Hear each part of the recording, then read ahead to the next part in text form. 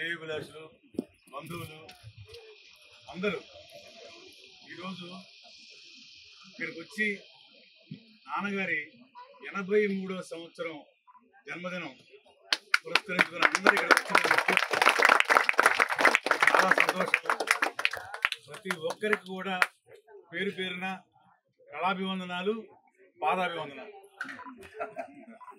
ఎందుకంటే మీ అందరూ తెలుసు ఈ ఊరు నాన్నగారికి కానివ్వండి, మా ఫ్యామిలీకి కానివ్వండి ఎంత ఇష్టమో, ఎంత ప్రాణమో.